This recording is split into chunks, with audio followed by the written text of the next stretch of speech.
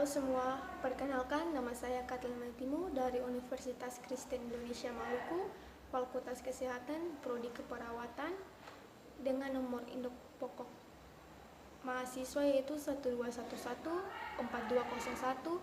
1201-4201-210025. Hari ini saya akan menyampaikan tugas saya dari mata kuliah Ilmu Dasar Keperawatan 1 tentang anatomi fisiologi sistem reproduksi. Sistem reproduksi atau sistem genital adalah sistem organ seks dalam organisme yang bekerja sama untuk reproduksi seksual. Banyak zat non-hidup seperti cairan, hormon, dan feromon juga merupakan aksesori penting untuk sistem reproduksi. Yang pertama, sistem anatomi dan fisiologi sistem reproduksi pada pria. Secara anatomi, sistem reproduksi pria terdiri dari genitalia eksternal dan genitalia internal. Genitalia eksternal terdiri dari penis dan skrotum, sedangkan genitalia internal terdiri dari testis dan organ-organ penunjang fungsinya yaitu epididymis, ductus deferens atau vas deferens, vesicula seminalis, ductus ejaculatorius, glandula proslactitia, dan glandula bulboretralis atau glandula Cowperry. Yang pertama, genitalia eksternal. A. Penis. Secara anatomi, organ penis dibagi menjadi dua yaitu pars occulta dan pars libera.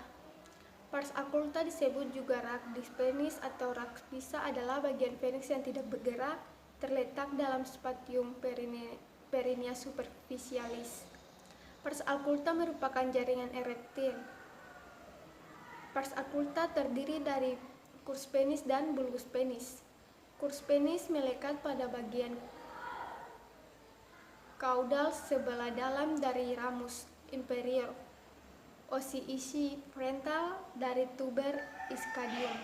Masing-masing curs penis ini tertutup oleh musculus scoperinosus dan selanjutnya cauda dari symphysis pubis. Kedua curs penis tersebut bergabung disebut sebagai purpura cavernosa penis, sedangkan bulbus penis terletak antara kedua curs penis dalam spatium perineal superficialis. Fascia superior melekat pada fascia diafragma uregenital interior, sedangkan fascia lateralis dan inferior tertutup oleh molculus bubu cavernosus. Ke arah caudal berubah menjadi corpus spongiosum penis yang juga ikut membentuk corpus penis. Penis berfungsi sebagai saluran yang menyalurkan sperma kepada vagina wanita. Yang kedua, B. Penis berfungsi sebagai saluran yang menyalurkan sperma kepada vagina wanita. B. Skrotum. Skrotum merupakan kantong terdiri dari jaringan kubis dan subkubis. B. Skrotum. Skrotum merupakan kantong yang terdiri dari jaringan kutis dan subkutis yang terletak dorsal dari penis, caudal dari symphysis pubis. Skrotum juga terbagi atas dua bagian, dari luar oleh rapes scorta dan dari dalam oleh septum scorta. Masing-masing skrotum membungkus testis, epididymis, dan sebagai funiculus spermaticus.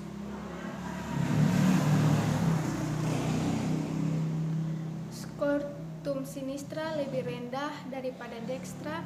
Lapisan skrotum terdiri atas lapisan kutis dan lapisan subkutis. Lapisan kutis merupakan lapisan kulit yang sangat tipis, mengandung pigmen lebih banyak daripada kulit sekitarnya sehingga lebih gelap warnanya. Terdapat sedikit rambut tetapi memiliki kelenjar sebesial dan kelenjar keringat yang lebih banyak. Yang kedua adalah lapisan subkutis, disebut juga tunika dratos. Lapisan ini terdiri atas serabut-serabut otot polos dan tidak didapatkan jaringan lemak. Lapisan subkutis melekat erat pada jaringan putih superficial dan merupakan lanjutan dari fascia superficialis dan fascia venis superficialis. Skrotum berfungsi sebagai kantung kulit khusus untuk melindungi testis dan epididymis dari cedera fisik dan merupakan pengatur suhu testis. Yang kedua, genitalia internal yang terdiri dari atas tetis. Tetis merupakan organ berbentuk ovoid dengan jumlah 2 buah.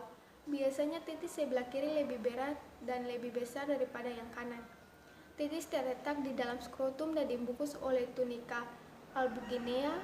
Beratnya 10-14 gram, panjangnya 4 cm, diameter anteroposterior kurang lebih 2,5 cm.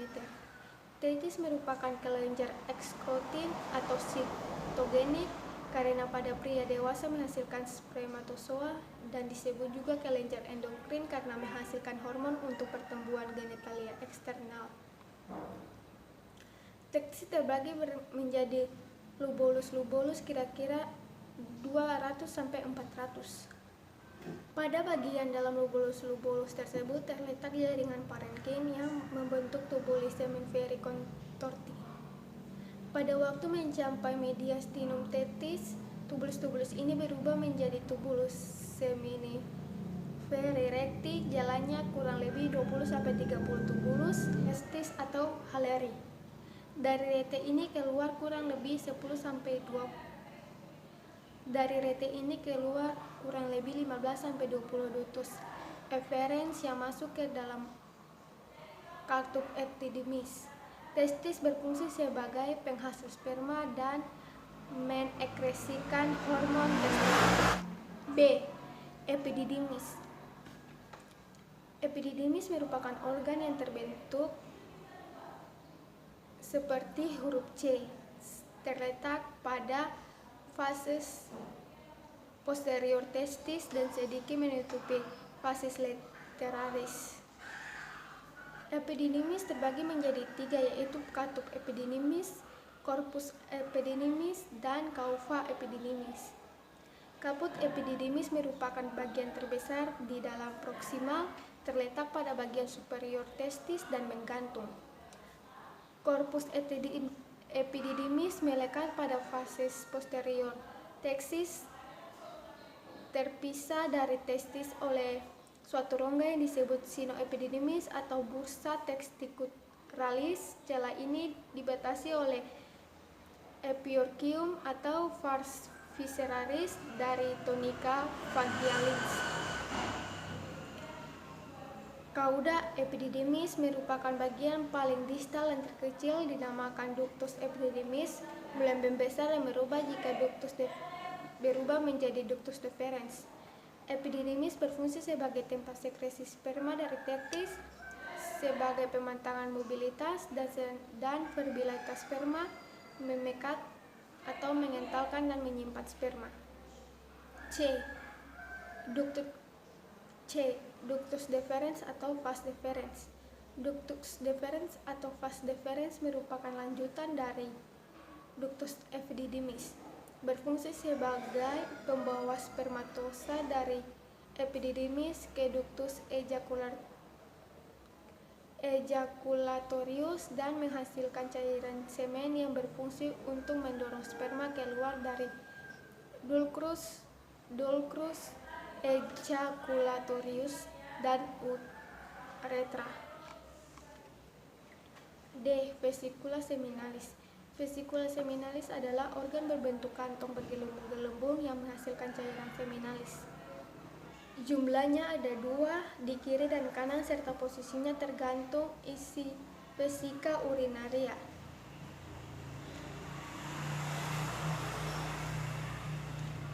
Bila vesika urinaria penuh, maka posisinya lebih vertikal, sedangkan bila kosong lebih horizontal. Vesika seminalis terbungkus oleh jaringan ikat fibrosa dan muskular pada dinding dorsal vesika urinaria. Vesikula seminalis berfungsi sebagai penghasil fruktosa untuk memberi nutrisi sperma yang mengeluarkan prostaglandin yang merangsang mobilitas saluran reproduksi pria untuk membantu mengeluarkan sperma, menghasilkan sebagian besar cairan semen, menyediakan prekursor atau proses biologi untuk pembekuan semen. Ductus ejaculatorius. Ductus ejaculatorius merupakan gabungan dari ductus deferens dan ductus exterois vesicula seminalis menuju basis prostat yang akhirnya bermuara ke dalam coliculus seminalis pada dinding posterior lumen uretra. Ductus ejaculatorius berfungsi pembawa spermatosa dari vas deferens menuju ke basis prostat. Glandula prostatica merupakan organ yang terdiri atas kelenjar-kelenjar tubulaveroar terletak di dalam vakum pelvis subperitoneal, dorsal symphysis pubis, dilalui uretra, vas prostatica.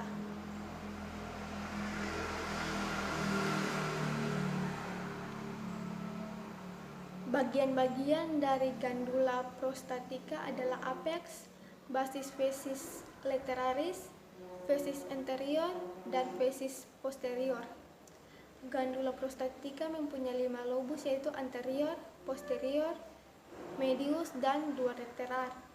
Glandula prostatica berfungsi mengeluarkan cairan basah yang menetralkan sekresi vagina yang asam, memicu pembekuan semen untuk menjaga sperma tetap berada dalam vagina pada saat penis dikeluarkan.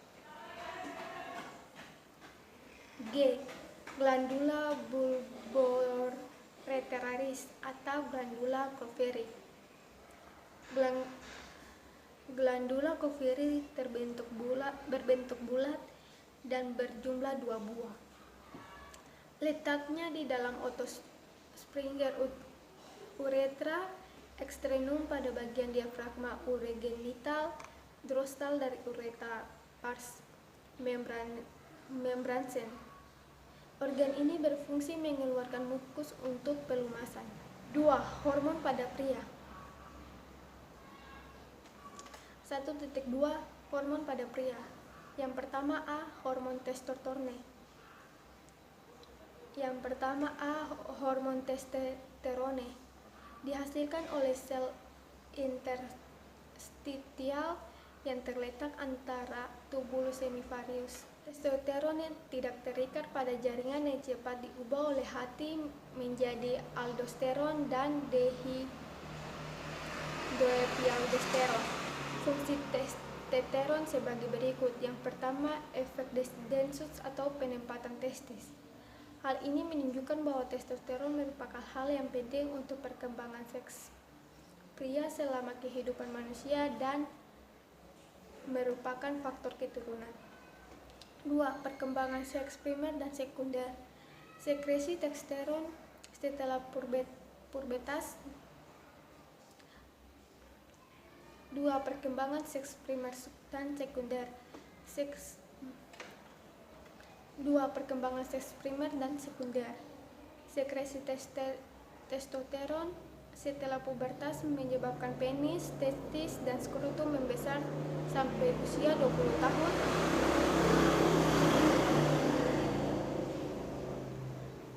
2. Perkembangan seks primer dan sekunder. Sekresi testosteron setelah pubertas menyebabkan penis, testis, dan skrotum membesar sampai usia 20 tahun serta mempengaruhi pertumbuhan sifat seksual sekunder pria mulai pada masa pubertas. B. Hormon gonadotropin.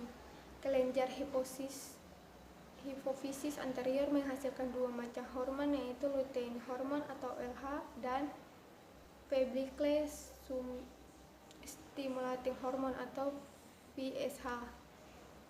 C. Hormon estrogen dibentuk dari testosteron dan dirangsang oleh hormon perangsang folikel. Hormon ini memungkinkan spermatogenesis untuk menyekresi protein pengikat endogen untuk mengikat testosteron dan estrogen serta membawa keduanya ke dalam cairan lumen tubulus seminiferus untuk pemantangan sperma. D. Hormon pertumbuhan atau growth hormone. Hormon ini diperlukan untuk mengatur latar belakang fungsi metabolisme testis secara khusus dan untuk meningkatkan pembelahan awal spermatogenesis. 1.3.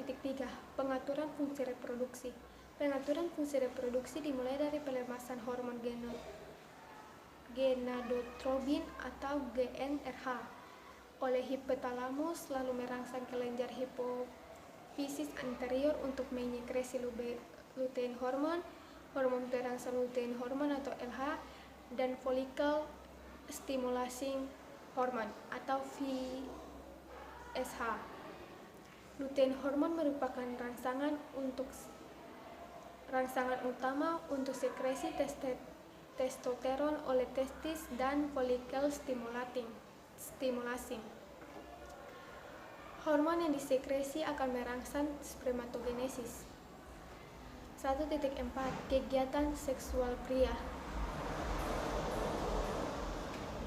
Rangsangan akhir organ sensorik dan sensasi seksual menyebar melalui saraf fundesus melalui plexus sacralis dari medula spinalis untuk membantu rangsangan aksi seksual dalam mengirim sinyal ke medula dan berfungsi untuk meningkatkan sensasi seksual yang berasal dari struktur internal. Dorongan seksual akan mengisi organ seksual dengan sekret yang menyebabkan keinginan seksual dengan merangsang kandung kemih dan mukosa uretra. Unsur fisik perangsangan seksual sesuai dengan meningkatnya kemampuan seseorang untuk melakukan kegiatan seksual dengan memikirkan atau hayalan akan menyebabkan terjadinya aksi seksual sehingga menimbulkan ejakulasi atau pengeluaran sepanjang mimpi atau hayalan, terutama pada masa usia remaja. Aksi seksual pada medula spinalis, fungsi otak tidak terlalu penting karena rangsangan genital yang menyebabkan ejakulasi dihasilkan dari mekanisme refleks yang sudah terintegrasi pada medula spinalis lumbalis. Mekanisme ini dapat dirangsang secara psikis dan seksual yang nyata ataupun kombinasi keduanya. 1.5. Spermatogenesis. Spermatogenesis berasal dari kata spermandan dan genesis.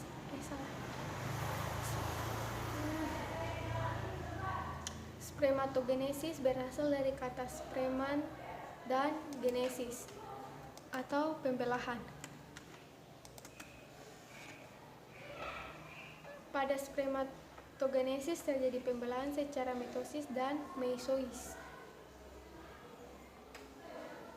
Spermatogenesis merupakan tahap atau fase-fase pendewasaan sperma di epididymis. Setiap satu spermatogonium akan menghasilkan 4 sperma matang. Spermatogenesis adalah proses gametogenesis pada pria dengan cara pembelahan meiosis dan mitosis. Spermatogenesis pada sperma biasanya terjadi di epididymis.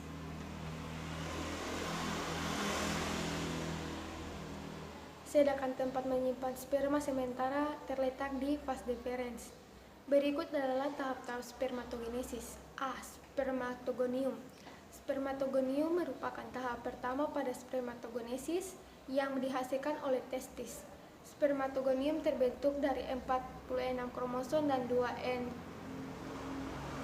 kromatid. B. Spermatosis primer. Spermatosis primer merupakan mitosis dari spermatogonium. Pada tahap ini tidak terjadi pembelahan. Spermatosis primer terbentuk dari 4 kromosom dan spermatosit primer terbentuk dari 46 kromosom dan 4 N kromatid. C. Spermatosis sekunder. Spermatosis sekunder merupakan meiosis dari spermatosis primer. Pada tahap ini terjadi pembelahan secara meiosis Spermatomosis sekunder terbentuk dari 23 kromosom dan 2N kromatid. D.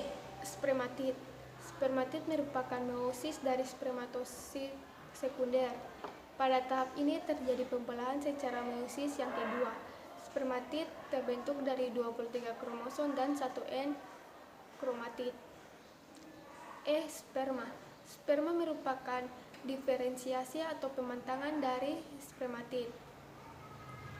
Pada tahap ini terjadi diferensiasi. Sperma terbentuk dari 23 kromosom dan 1N kromatid dan merupakan tahap sperma yang telah matang dan siap dikeluarkan. Yang kedua, anatomi dan fisiologis sistem reproduksi pada wanita. 1.1 Anatomi dan fisiologi sistem reproduksi pada wanita.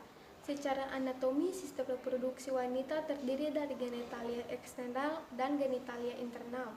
Genitalia eksternal terdiri dari mons pubis, labia majora, labia minora, klitoris, gandula vestibulbaris mayor, gandula vestibulbaris minor, sedangkan genitalia internal terdiri dari vagina, tuba uteria, uterus, dan ovarium. Yang pertama, genitalia eksternal. A. Mons pubis. Mons pubis adalah penonjolan berlemak di sebelah verbal simfisis dan daerah suprapubis. Sebagian besar mons pubis terdiri oleh lemak. Jumlah jaringan lemak bertambah pada pubertas dan berkurang setelah menopause. Setelah dewasa, mons pubis tertutup oleh rambut kemaluan yang kasar. B. Labia majora. Labia majora merupakan organ yang terdiri atas dua lipatan yang memanjang berjalan ke kaudal dan dorsal dari mons pubis dan keduanya menutup prima pundendi atau pudendal self. Permukaan dalamnya licin dan tidak mengandung rambut. Kedua labia majora di bagian verbal menyatu dan berbentuk coccypsura anterior. Jika dilihat dari luar, labia majora dilapisi oleh kulit yang mengandung banyak kelenjar lemak dan tertutup oleh rambut setelah pubertas. C. Labia minora. Labia minora merupakan organ terdiri atas dua lipatan kulit kecil terletak di antara kedua labia majora pada kedua sisi introitus vagina. Dua labium minus membatasi sesuatu celah yang disebut sebagai vestibulum vagina. Labia minora ke arah dorsal berakhir dengan bergabung pada aspectus medialis labia majora dan di sini pada garis mereka berhubungan satu sama lain berupa lipatan transversal yang disebut frenulum labii. Sementara itu, kedalaman masing-masing minus terbagi menjadi bagian lateral dan medial. Vas latiaris kiri dan kanan bertemu membentuk sebuah lipatan di atas dalam kurung menutup gelas sklerotis disebut preputium clitoridis. Kedua vas medialis kiri dan kanan bergabung di bagian kaudal klitoris membentuk frenulum klitoris. Labia minora tidak mengandung lemak dan kulit untuk menutupnya berciri halus, basah, dan agak kemerahan. 3. Klitoris terletak dorsal dari commissura anterior labia majora dan hampir keseluruhannya tertutup oleh labia majora. Klitoris mempunyai 3 bagian yaitu purka klitoris, corpus klitoris, dan gland klitoris. E. Glandula vestibularis major. Sering disebut juga kelenjar Bartolini, merupakan kelenjar yang berbentuk bola atau ovoid yang ada sepanjang dan terletak dorsal dari bulbus vestibula atau tertutup oleh bagian posterior bulbus vestibuli. F. Gandula vestibularis minor. Gandula vestibularis minor mengeluarkan lendir dari dalam vestibulum vagina untuk melembabkan labia minora dan majora serta vestibulum vagina. Organ ini adalah daerah dengan peninggian daerah di daerah median membulat terletak verbal dari simfisis pubis. Sebagian besar terisi oleh lemak. Setelah pubertas, kulit di atas tertutup oleh rambut kasar. Yang kedua, genitalia internal. A. Vagina. Secara anatomi, vagina merupakan organ yang berbentuk tabung dan membentuk sudut karang lebih 60 derajat dengan bidang horizontal. Namun posisi ini berubah sesuai dengan isi vesika urinaria. Dinding ventral vagina yang ditembus serviks panjangnya 7,5 cm, sedangkan panjang dinding posterior kurang lebih 9 cm. Dinding anterior dan posterior ini tebal dan dapat direnggang. Dinding lateralnya di bagian karnier melekat pada ligamen cardinale dan di bagian kaudal melekat pada diafragma pelvis sehingga lebih rigid dan terfikasi. Vagina ke bagian atas berhubungan dengan uterus, sedangkan bagian kaudal membuka untuk vestibulum vagina pada lubang yang disebut introitus vagina. Organ ini berfungsi sebagai organ populasi, jalan lahir, dan menjadi ductus excretorius darah menstruasi. B. Himen. Himen adalah lipatan mukosa yang menutupi sebagian dari introitus vagina. Himen tidak dapat robek disebut himen imperforatus. Terdapat di antaranya himen anular, himen septal, dan himen cribriformis, himen pharaohs. C. Tuba uterina. Tuba uterina atau tuba fallopi memiliki panjang masing-masing tuba kurang lebih 10 cm. Di bagian atas 4 bagian dari uterus ke arah ovarium, yaitu vas uterine tube atau vas intramularis, isthmus tubae, ampulla tube, dan infundibulum tuba. Organ ini memiliki fungsi yaitu membawa ovum dari ovarium ke cavum uteri dan mengalirkan spermatosa dalam arah berlawanan dari tempat terjadinya fertilisasi. D. Uterus. Uterus merupakan organ berongga dengan dinding muskular tebal terletak di dalam cavum pelvis minor atau truk pelvis dan vesika urania dan rectum. Ke arah kaudal, cavum uteri berhubungan dengan vagina.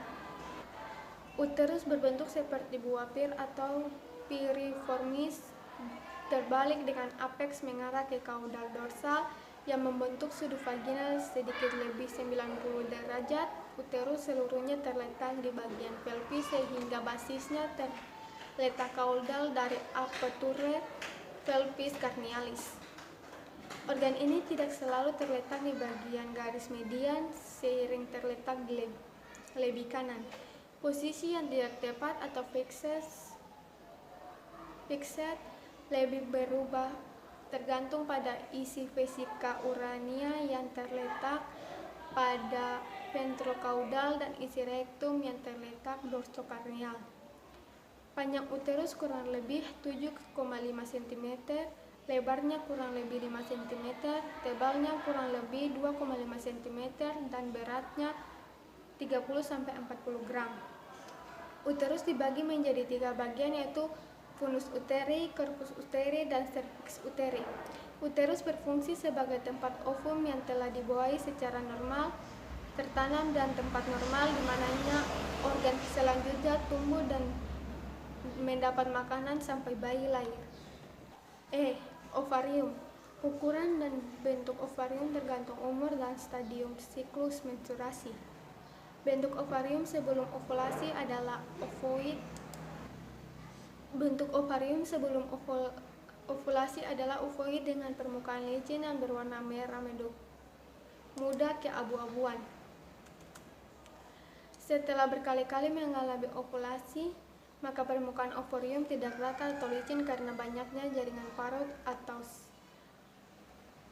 cicatrix dan warnanya berubah menjadi abu-abu. Pada dewasa muda, ovarium berbentuk oviut pipi dengan panjang kurang lebih 4 cm, lebar kurang lebih 2 cm, tebal kurang lebih 1 cm, dan beratnya kurang lebih 7 gram. Posisi ovarium tergantung pada posisi uterus karena keduanya berhubungan oleh ligamen-ligamen. Organ ini berfungsi sebagai organ ekstokrin atau sitogenik dan endokrin. Disebut sebagai organ eksokrin karena mampu menghasilkan ovum pada saat pubertas, sedangkan disebut sebagai organ kelenjar endokrin karena menghasilkan hormon estrogen dan progesteron. 1.2 Hormon pada wanita. A. Hormon estrogen. Estrogen mempengaruhi organ endokrin dengan menurunkan sekresi FSH, di mana pada beberapa keadaan akan menghambat sekresi LH dan dapat pada kegiatan lain meningkatkan LH.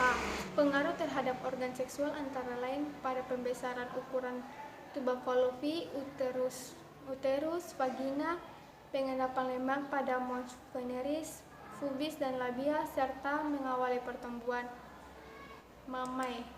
Pengaruh lainnya adalah kelenjar mamai berkembang dan menghasilkan susu, tubuh berkembang dengan cepat, tumbuh rambut pada pubis dan aksila, serta kulit menjadi lembut. B. Hormon progesteron. Dihasilkan oleh korpus luteum dan plasenta, bertanggung jawab atas perubahan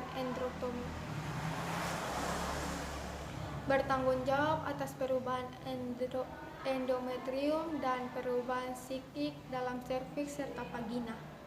Progesteron berpengaruh sebagai anti-estrogenik pada sel-sel myometrium. Efek progesteron pada vulva fallopi adalah meningkatkan sekresi dan mukosa. Pada kelenjar mamai akan meningkatkan perkembangan lobolus dan alveolus kelenjar mamai, kelenjar elektro, serta meningkatkan sekresi air dan nutrium. C. Follicle stimulating hormone. FSH dibentuk oleh lobus anterior kelenjar hipofisi. Pembentukan FSH ini akan berkurang pada pembentukan atau pemberian estrogen dalam jumlah yang cukup seperti pada kehamilan. D. Luteinizing hormone atau LH. LH bekerja sama dengan FSH untuk menyebabkan terjadinya sekresi estrogen dari folikel degrad.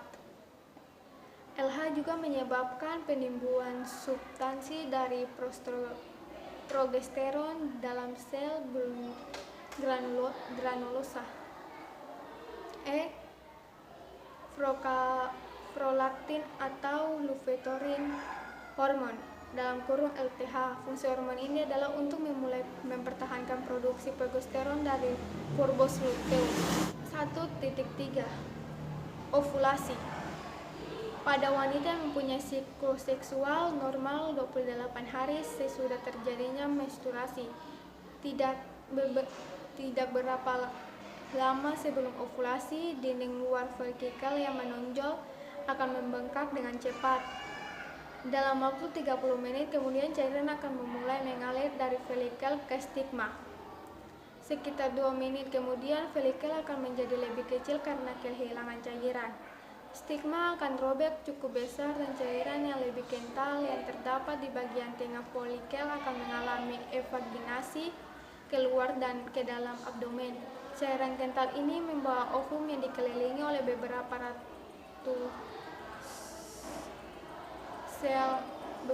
ratusan sel granulus kecil yang disebut corona radiata. 1.4 Oogenesis. 1.4